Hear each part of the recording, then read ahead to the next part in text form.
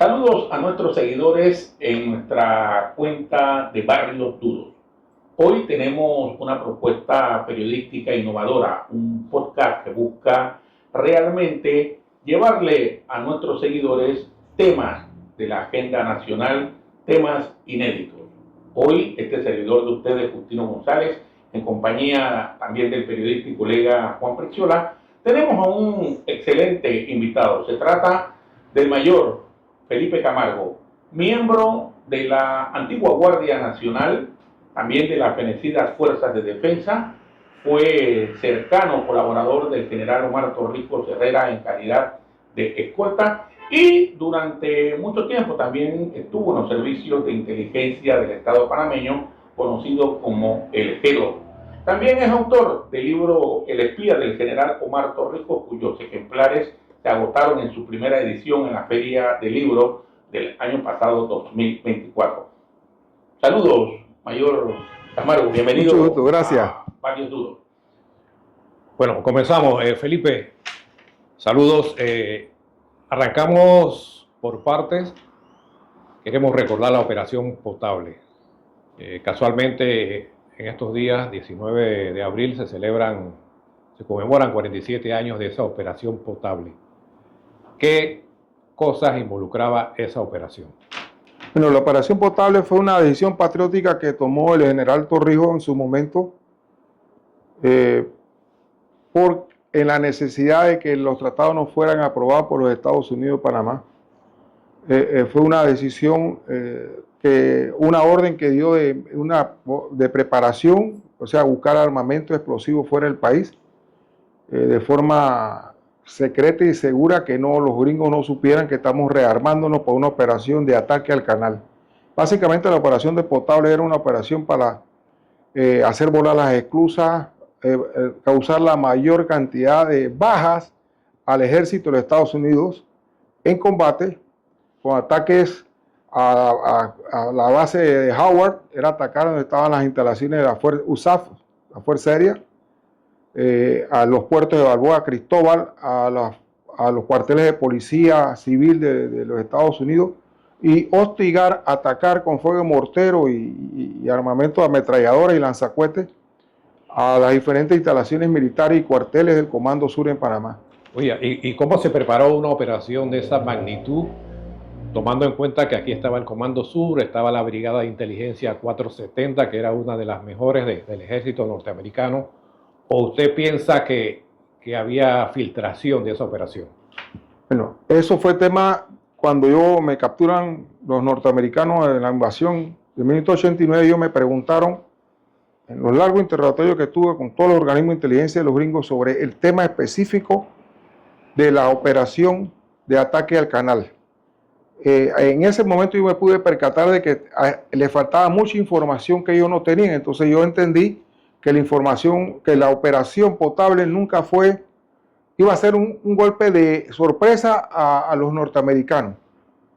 Eso era lo que yo pude definir y concluir, pero la operación Potable, su primer paso fue en el exterior, cuando el general Torrijos activa a sus embajadores en Francia, Suecia, para que compraran equipo y armamento y lo trasladaran por mar vía los puertos actuales que estaban en ese momento en manos de los norteamericanos. O sea, fue una operación de inteligencia que comenzó en el exterior, transportando 2 toneladas de explosivos, una cantidad de armamento, lanzacohetes, morteros de 120 milímetros, y eso entró clandestinamente por los puertos del Atlántico a Panamá y nunca fue detectado. O sea, fue un éxito de esa primera parte del aprovisionamiento logístico y el desarrollo del reconocimiento que hicieron la gente del G2 en observación por mucho tiempo a las bases, movimiento de tropas, desde diferentes puntos de observación, y se montó la operación. Yo no tuve en la parte de la planificación y los reconocimientos, yo tuve en la parte operativa de lanzar el ataque. A mí me tocó atacar la base de Howard con unos 4 pick-up artillados con lanzacohetes para volar la mayor cantidad de fuerza norteamericana, golpear a la unidad de paracaidistas que estaba más atrás y de paso retirándonos, barriendo lo que encontramos en el camino. Era prohibido. La única limitación que nos dieron fue no matar civiles norteamericanos ni Sonia, atacar fuerzas uniformadas del ejército de los Estados Unidos. Felipe, ¿y cuántos hombres participarían en esa operación potable y dónde se entrenaron? Bueno, participaron, yo determiné que eran alrededor de 500 unidades escogidas de aquel momento de las diferentes compañías de combate, la primera compañía de infantería Tigre de Tinejita, donde yo trabajaba como subteniente, la segunda compañía de infantería Tocumen, la tercera compañía de Blo Rojo, la cuarta compañía de Urracá, la quinta compañía de Victoriano Lorenzo. Eran el G2, personal entrenado que se había mandado por años a estudiar a Israel, hombres de ranas capacitados submarinistas, hombres de ranas tácticos y comandos estudiados en Israel, expertos explosivos en Inglaterra. O sea, todo ese conjunto de personas se fue, se aglutinó bajo el mando operativo del coronel Manuel Antonio Noriega, que era el único que sabía la operación porque el resto del Estado Mayor de la Guardia Nacional estaba compartimentado. Y así se mantuvo. Los entrenamientos se hicieron en el cuartel de Tinajita, donde estaba la sede de la primera compañía de infantería, donde teníamos todo el principal armamento. Lo que hoy en la cárcel de Tinajita habían 4 morteros 120 milímetros con alcance de 13 kilómetros, con más de 1000 municiones. Los lanzacohetes Stream, fabricación francesa, calibre 89 milímetros, y el resto de munición, equipo. Y la primera base fue Tinajita y después me trasladaron con un personal a Coiba por casi 2 meses para entrenamiento directo a los blancos. Se denominó la Operación Potable porque las Fuerzas Armadas panameñas que lideraban en el aspecto político las negociaciones del Pacto Canalero estaban sobre el criterio de que el Senado no podía ratificar los tratados Torrijos-Carter y porque paralelamente habían senadores que estaban sugiriendo enmiendas que ponían en entredicho la integridad territorial nacional.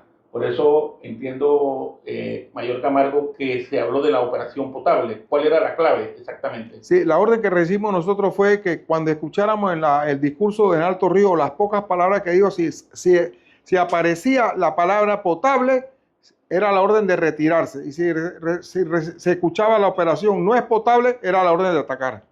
Sí, para referencia, estamos hablando del 19 de abril de 1978, hace 47 años. Mayor Camargo, ¿hubo algún reconocimiento a los oficiales que participaron en esa operación? No, después que cesan las operaciones y se pasan los tratados, se dispersa la tropa, las armas vuelven a los cuarteles y la orden que recibimos fue todo normal, sigan y no pueden dar comentarios ni decir ni nada. Meses después nos mandan a los cuarteles un pergamino como el que está aquí. Esta es una copia firmado por el general Torrijos, dando las gracias y el agradecimiento a la tropa y a los oficiales que participaron en esas operaciones. Esto está a nombre del inspector Rocío Miranda, que era parte de las fuerzas especiales entrenadas en Israel, explosivista, miembro del DENI, era civil, pero un soldado altamente entrenado. Entonces, él me presta a mí la foto. Él tiene el original, porque mi original se lo llevaron los norteamericanos. Felipe, y en este tiempo, ¿usted ha meditado que esa operación, en el caso suyo, era prácticamente un... En ese momento no, porque había mucho trabajo político de concientización. Cantábamos, marchábamos, todo por la patria. Ustedes han visto unos ejercicios que se hacían en Ribato. O sea, había un trabajo muy profundo de concientización política en la tropa, que era necesario el sacrificio. Hasta ahí. Después que nos dimos cuenta la magnitud de lo que habíamos hecho, entendimos que tuvimos en riesgo de perder la vida, pero esa parte del soldado formado del militar. Y algo que me llama la atención, por ejemplo, el concepto de sabotaje del canal. ¿Cómo el general Torrijos saca esa idea? Sí. O sea, al final, ¿de dónde surge sabotear, no? Sí, la idea que nos explicó, él quería paralizar el canal, aunque fuera por un mes, explotar la represa básicamente y causando una inundación, porque ese era el tiempo.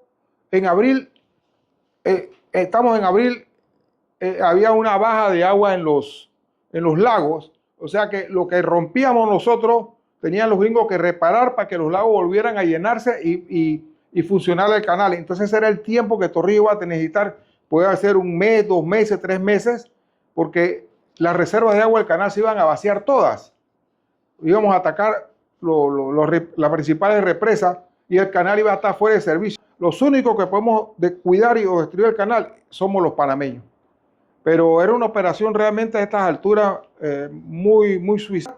Y eso fue tema de los interrogatorios muy severos después de la invasión a algunos oficiales que los gringos sabían que habíamos participado. Pero como una acción de guerra, no nos podían acusar de nada. Cambiarnos ahora al tema, seguimos en el tema de las tropas norteamericanas.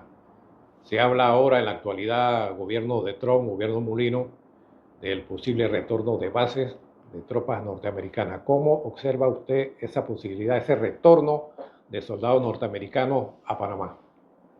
Bueno, yo parto de una información que de 1990, al cese de la hostilidad, el 1 de febrero del 90, cuando yo como prisionero de guerra estaba bajo interrogatorios de Estados Unidos y un grupo oficial en la isla de Naos, los gringos nos iban a poner en libertad al cese de las hostilidades el 1 de enero del 90 y nos dijeron, Panamá lo está pidiendo, Arias Calderón está pidiendo que lo entreguemos a la modelo porque Panamá va a abrirle caso a ustedes. Pero nos dijeron, no hagan actividades de guerrilla ni sabotaje porque el gobierno que nosotros impusimos mediante un golpe militar, que fue la invasión, tiene que llamar a elecciones porque es un gobierno de transición y tiene que reformar todas las leyes del país para que nazca una nueva democracia y esa nueva democracia surgirá un nuevo partido político, unas elecciones y de las elecciones surgirá un nuevo líder presidencial que va a negociar con nosotros las bases o la presencia de base norteamericana. O sea que este plan gringo es de 1990. La misma gente que está en el poder estaba en el poder en el 90. Entonces, en aquel momento, el presidente Endara tenía que gobernar por decreto y nunca lo hicieron. Disolver la Corte Suprema, disolver la Asamblea, disolver el poder militar y nada más disolvieron la Corte Suprema, parte del órgano judicial, el Ministerio Público, pero nunca disolvieron la Asamblea, porque la Asamblea estaba en manos de la democracia cristiana y era el presidente Ricardo Arias Calderón que se lo impuso a el señor Endara. Entonces, este criterio de que las bases, hace 35 años los gringos tenían planificado, después de la invasión, la reubicación de sus bases en Panamá. O sea, no es un concepto nuevo de Trump. ¿Y usted piensa que entre los panameños, la mayoría de los panameños, hay un rechazo a ese retorno de los militares norteamericanos? Mira, yo percibo una situación comparándola a mi época, de los años 70 y pico, cuando estaban las negociaciones de Estados Unidos. Primero, no hay ese ambiente o esa sensación patriótica nacionalista en nuestro pueblo. Nuestra sociedad, nuestra juventud no ha sido formada ni conducida ideológicamente o conducida con propaganda para mantener un espíritu nacionalista, y hasta donde yo puedo interpretar lo que veo y leo, no hay un sentimiento anti-norteamericano de presencia de tropas. Estamos disfrutando en este contexto de la entrevista un rico café de Cafetear, un restaurante que está ubicado en la calle Tomás Guardia, en el sector de Ancón, cerca de los estacionamientos de los juzgados civiles, cerquita aquí de la iglesia Sagrado Corazón de Jesús. Comidas criollas, desayuno y almuerzo. Mayor Felipe Camargo, ¿realmente los chinos hacen espionaje en Panamá? Sí, porque yo estudié guerra política en Taiwán por muchos meses, y la guerra política en Taiwán que yo aprendí con otros oficiales es a estudiar el sistema del Partido Comunista Chino. Y el Partido Comunista Chino tiene 7 tipos de guerra. Entre los tipos de guerra está la guerra de propaganda, de masa, de organización y la guerra de inteligencia. El paso fundamental que están desarrollando los chinos en Panamá es una guerra de inteligencia para obtener y recopilar información de inteligencia, no tanto del canal, de todas las actividades comerciales y empresariales de Panamá, y eso permite que ellos puedan tener acceso o influenciar con su propaganda a todos los niveles. Pero también hay que notar que el último pacto que firmaron el Comando Sur con el canal de Panamá, hablaban de la ciberseguridad.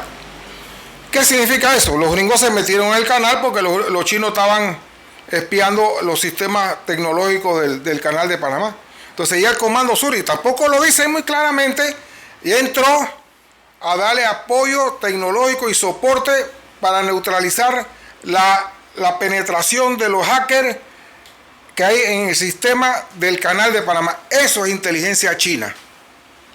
Bueno, nadie lo habla, lo dice, lo tiran así muy cosmético. Se firmó un pacto de ciberseguridad entre el Comando Sur y la autoridad del Canal de Panamá, pero en el fondo la realidad es esa, que los gringos identificaron que el Canal de Panamá tiene una debilidad, que está siendo penetrado sus sistemas tecnológicos por la inteligencia china. Entonces sí existe inteligencia china operando en Panamá. Camargo, y en esa guerra comercial entre Estados Unidos y China, ¿a Panamá le conviene tomar partido o qué es la mejor opción que tendría Panamá? Bueno, el primer concepto es el espacio vital. Desde la óptica militar, no estoy hablando ni como empresario, ni como diplomático, ni especialista en relaciones internacionales. Estoy dando mi opinión como oficial militar con experiencia en este campo por muchos años. El tema de comercial no es un tema que está en las estrategias militares. En las estrategias militares además se pide el espacio vital necesario para mantener mis rutas o mis accesos bajo control. O sea, desde la opinión del Pentágono, que puede variar con la opinión del Departamento de Comercio de los Estados Unidos, igual acá en Panamá. Entonces, los intereses comerciales van a veces distantes de los intereses geopolíticos militares. Entonces, pero Panamá ahorita es un blanco geopolítico militar, no comercial. Entonces, tenemos que ajustarnos a esa realidad. Si el gobierno y los poderes económicos de Panamá piensan que los chinos van a ganar la guerra comercial entre Estados Unidos y Panamá, entonces ese es un tema a debatir, pero desde la óptica militar no sería bien considerado de esa opción de que los chinos no tienen problema con nosotros ni nosotros con los chinos. Expresión del presidente Mulino recientemente en su última entrevista que dio en televisión. Eso se interpreta desde el punto de vista de los analistas del norte, que los chinos son bien vistos en Panamá. ¿Y usted piensa que el empresario panameño es pro chino o es pro norteamericano o vela por sus intereses más que todo? Los intereses. Esa opinión de los poderes económicos panameños variaron después de la invasión por mucho tiempo y los norteamericanos siguieron creyendo que la gente que ellos pusieron en el poder en el 90 le eran fieles en sus intereses geopolíticos y comerciales. Eso varió y se probó cuando los diferentes gobiernos se van alineando con Brasil, con Francia, España, que hace la ampliación del canal, simplemente porque esas empresas o esos empresarios eran más cómodos en llegar a acuerdos, por no decir, pagaban coimas para obtener los contratos en Panamá, mientras que los Estados Unidos no lo pagaban. Recién ahora el presidente Trump cambió una ley que dice que las empresas norteamericanas no están obligadas a reportar si llegan a acuerdos favorables en asuntos internacionales. O sea, la situación cambió, pero nuestros empresarios siguen pensando que China en este momento tiene una mayor oportunidad de ganar la guerra comercial. Entonces, como aliado estratégico y espacio vital, Panamá no puede estar dándose el lujo de estar jugando a las dos bandas. Camargo, con ese retorno de tropas norteamericanas, ustedes los militares deben estar contentos. ¿Piensa que pueden volver al poder? No contento. Yo siempre he partido del hecho de que Panamá debe cumplir con el tratado, la parte quinta del Tratado del Canal de Panamá, que dice que las únicas tropas que pueden haber en Panamá son las tropas nacionales. Y la contraparte, como tapadera para justificar la presencia de tropas norteamericanas, sería que Panamá conformara un pie de fuerza militar, no policial. Y en eso estamos fallando, porque los policías, como dijo el presidente Molino, no son policías con un entrenamiento especial. Eso no existe. O eres soldado o eres policía. Ese misterio de que no quiere hacer el presidente Molino un ejército o una fuerza armada con carácter militar que se dedique solamente a entrenar, a tener un régimen disciplinario diferente, al cumplimiento de órdenes y la misión que es diferente a los policías. Entonces estamos llevando a nuestros policías a una situación muy difícil, porque ellos no están subordinados a eso. Ellos son policías civiles con mentalidad civil que trabajan 8 horas y se van a dormir todos los días a su casa. Oiga, ¿piensa el mayor Felipe Camargo que es necesario la constitución de un ejército en Panamá? Porque podría ser un tema de semántica, porque si usted se va a Costa Rica, en Costa Rica existe la Guardia Civil, pero es un ejército. Si usted ve, la Policía Civil es un ejército. Incluso se enfrentó a la contra nicaragüense, tienen mucho poder bélico. ¿Es necesario la constitución de un ejército en este momento en el escenario actual? Sí, en el escenario actual se han adelantado los tiempos porque se tiene que conformar una fuerza militar para que sea la contraparte de las fuerzas norteamericanas. Entonces, esa contraparte panameña sí justifica la presencia binacional de ambas fuerzas militares en la base de Sherman, Howard o la Fuerza Aérea en Howard. Pero tú no vas a traer 4 avioncitos que no están artillados para hacer ver que tiene una equiparación de fuerzas. Entonces, están pegando un manoseo ahí, mentira, y no es claro. Panamá tiene que hacer una amplia decisión, no discusión, de crear la fuerza militar, aparte de las funciones de policía. Es un tema constitucional, porque habría que cambiar la constitución. Es un debate profundo, Priciola. Así, vamos a otro tema. Camargo, usted negoció la liberación al menos de 2 secuestrados. En Panamá se han dado algunos secuestros últimamente. ¿Qué recomienda usted a una familia que sufre ese tipo de delito, que es víctima de ese delito? ¿Cómo se maneja un secuestro, reclamos de rescate, pruebas de vida? Bueno, yo tuve la experiencia de resolver sin pagar un real, sin pagar nada, a 2 tipos de secuestro. Los casos Los Colastras y un señor empresario panameño que me reservo el nombre, capturado en Colombia, uno y otro capturado en Jaque por las Fuerzas Armadas Revolucionarias de Colombia, utilizando, primero, a solicitud del gobierno de Martín Torrijos, me pidió que interviniera en el caso de Los Colastras. Yo no trabajaba en el gobierno, me pidieron mi cooperación, que abriera los canales de contacto y comunicación que mantenía con Colombia y las fuerzas revolucionarias de la FARC, y se entró un proceso de negociación y se logró la libertad de Los Colastras y devolvieron. Y en el otro caso también del señor empresario colombiano que fue secuestrado en Colombia, pero tenía toda su familia y sus intereses en Panamá. El primer paso es buscar las motivaciones. Hay motivaciones personales, empresariales, negocios. En segundo, definir quién los capturó. Esperar y exigir una prueba de vida. Tercero, que si es un rescate o simplemente por un intercambio de información o es para obtener poder. Y cuarto, la cooperación de la familia, si quiere pagar o no quiere pagar o quiere producir el rescate. Básicamente es eso. Es un pequeño panorama y si se tiene contacto con el caso tal de las fuerzas exteriores o con el bajo mundo del país que te pueda apropiar información de inteligencia para poder tú, paralelamente a la negociación, ir desarrollando una operación de inteligencia de búsqueda de información.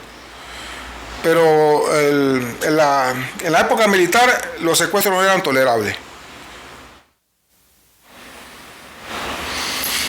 Usted planteó que había una diferencia en cómo se manejaban los secuestros durante la época militar y en la actualidad. ¿Cuál es la diferencia, Mayor Camargo? Bueno, la escuela, el método que se usaba de antisecuestro de la escuela israelí, porque ahí vinieron nuestras unidades de entrenamiento de la UESAT. Con los secuestrados nunca hay negociación, entonces simplemente se recogía información de inteligencia para atacar y destruirlo. Entonces en la época moderna, o sea, post-invasión democrática, no es el objetivo eso, atacar o destruir a los secuestradores. Entonces hay que desarrollar otros tipos de métodos que al final la ventaja la tienen los secuestradores, porque ellos saben que no están amenazados a perder la vida. Mientras que con la doctrina antiterrorista judía sí saben que van a perder la vida. Entonces en el caso de Panamá había una laxitud en el cambio de esa mentalidad que ha sido aprovechada por los crímenes organizados, ¿no? En la época militar, ¿recuerda usted que hubo secuestradores que salieron con vida de acciones de este tipo? Que yo recuerde ninguno. Había una orden no escrita de eliminar a todos los secuestradores. Es una doctrina que había de no negociar con los terroristas. Y eso, si estos terroristas incluían rehenes o ataques, había que atacar. Simplemente. No se podía entrar a negociar. Eso es lo que ha hecho Israel en Gaza, ¿no? Entonces, esa es la doctrina israelí, pero como acá en Panamá cambió el sistema hace 35 años, el pensamiento de la Policía Nacional varió y está subordinado a leyes más democráticas y porque son policías, ¿no? no tiene un concepto de defensa nacional como lo tenía en aquel momento la Guardia Nacional y la Fuerza de Defensa. Y aquí no llegaron a 10 secuestros en los 21 años de ni ataque ni asalto a bancos. Un tema que nos parece interesante abordar en esta entrevista, Juan Aristides Priciola, es el tema de la desaparición del sacerdote colombiano Héctor Gallego. Un sacerdote colombiano que desapareció en 1971 y cuyos opositores de la época responsabilizaron a la Guardia Nacional y a muchos oficiales que incluso estuvieron en las fuerzas de defensa. Mayor Felipe Camargo, ¿usted qué conoce de este caso en el que la Iglesia Católica precisamente ha estado muy interesada en esclarecer los hechos? Bueno, Justino, lo que yo conocí de ese caso fue porque yo estuve en prisión por 7 años y medio, Adrián cumplió 15, igual que él 15, y ellos me comentaron muchos detalles de el secuestro y la desaparición del padre Gallego. Estando yo preso en el Renacer, en el 95, 96, no preciso, yo recibo una visita de un compañero mío de La Salle, que lo había enviado el Monseñor Dimas Cedeño, que en ese momento era el obispo de la ciudad de Panamá, que estaba autorizado para que yo convenciera a Madriñán y a Walker, que estaban presos conmigo, para que salieran fuera de la cárcel a una entrevista con Monseñor Dimas Cedeño no se iba a utilizar para ninguna información legal, sino para conocimiento de la iglesia, si el cura Gallego estaba vivo o muerto. Eso fue el mensaje que yo recibí de Monseñor Dimas Cedeño. Yo soy católico apostólico romano, gradué en La Salle, y yo cooperé con la iglesia. Me senté por días a convencer a Madriñán y a Walker, y al final Madriñán sí aceptó salir a hablar con Monseñor Dimas Cedeño. Entonces yo pasé el mensaje para atrás. Esto duró varios meses. Ahí está vivo Dimas Cedeño. Yo no sé por qué nunca le han preguntado. Entonces, un día me avisan, mañana es la salida. Llegaron 2 carros al Renacer, nos sacaron sin esposa, mañana a mí, nos dirigieron a la iglesia de Gamboa. Solamente, y nos estaba esperando ahí el Monseñor Dimas Cedeño frente al altar con una mesa. Y entonces yo era testigo de excepción cuando mañana le explicó todos los acontecimientes a Monseñor Dimas Cedeño. O sea, la iglesia sabía de aquella época que el padre Gallego estaba desaparecido. ¿Qué le explicó? Él explicó las razones por qué fue capturado el padre Gallego en Santa Fe. En ese momento el padre Gallego no era un enemigo de la de la Guardia Nacional, el poder militar. Más bien era enemigo de los terratenientes del área. Y se estaba desarrollando en aquel momento la reforma agraria muy poderosa, muy fuerte en Panamá. Y sí habían terratenientes poderosos en Santa Fe de Veragua. Entonces esos poderosos exigían la salida del padre Gallego de su área, porque sí había organizado la comunidad. Y el padre Gallego lo sacaron una vez, lo mandaron para Colombia y entonces volvió y regresó. Pues lo insisto, no era un enemigo de la Revolución de Octubre, más bien era un enemigo de los terratenientes de derecha que por algún momento llegaron a presionar al jefe de zona de Veragua en aquel momento, capitán Eros Ramiro Cal, un hombre de derecha, que en aquel momento, estamos hablando de los 71, 72, no había una comprensión muy unificada del criterio de la revolución panameña dentro de la Guardia Nacional. Recuerda que se habían dado varios golpes contra golpes porque había una fisura ideológica de lo que quería Torrijos y hasta dónde se estaba desarrollando la reforma agraria, que era un proceso socialista. Entonces había muchos oficiales de pensamiento formado de derecha, ¿verdad? Y no se tragaban eso, no sabían procesar. Entonces por ahí se fueron metiendo los ¿cómo se llama? Los empresarios y los terratenientes, y entonces Ramiro Cal ordena una investigación sobre allá en Santa Fe, y esa investigación duró tiempo, y Torrijos habló en varias oportunidades, y la información que yo dispongo es que en aquel momento a través del instituto de lo que hoy es el MEF, en aquel momento no era el MEF, Ministerio de Economía y Finanzas o Planificación, comenzó a trabajar, a entregarle recursos al padre Gallego. Entonces un día el general Torrijos mandó a buscarlo. En la cadena de mando de la transmisión de la orden no se especificó simplemente que era para hablar con él. Al final la orden fue mal interpretada y hacen una captura nocturna, el padre Gallego se resiste. Todo esto se le explicó a la Iglesia Católica. Y cuando ustedes te van a buscar a altas horas de la noche en una ciudad, en un pueblo que no tenía luz eléctrica, lo golpean en la cabeza al padre Gallego, lo tiran al carro y lo traen hasta la escuela que está en Divisa. Ya estaba golpeado.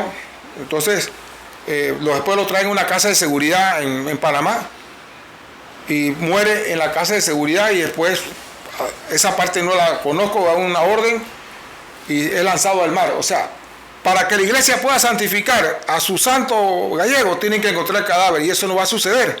Pues entonces ahora reabren el caso con toda la versión que yo he dado, y la iglesia la conoce desde el 96 que yo le dije esto, y Adrián se lo dijo. Entonces ahora quedo yo citado a la Procuraduría.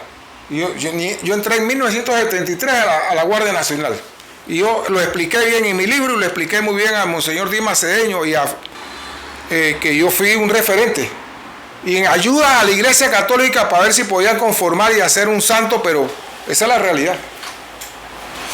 Felipe, después de todas esas revelaciones que usted viene haciendo, ¿usted no siente miedo? Bueno, sí, yo siento miedo, pero yo me aferro a la fe católica, que es la que me ha ayudado en todas las operaciones, en todas las misiones, desde que era cadete, y todavía sigo siendo creyente, ¿no? Cuando uno coopera con la Iglesia Católica, como cooperé en el caso Gallego, que ahora quedo bien embarrado por la persecución de este gobierno, pero bueno, ese es el costo de ser católico. Usted cosechó muchos enemigos de su tiempo de la inteligencia militar. ¿Qué ha hecho para bregar con eso después de que salió del Instituto Armado? Buena pregunta. Eso me ha costado mucho a mi familia. Mis hijos, un hijo tuvo que ir a vivir a Europa, a mi hija le costó mucho. Perdí todo, casa, carro, toda la persecución fue implacable. Todavía existe el odio militar.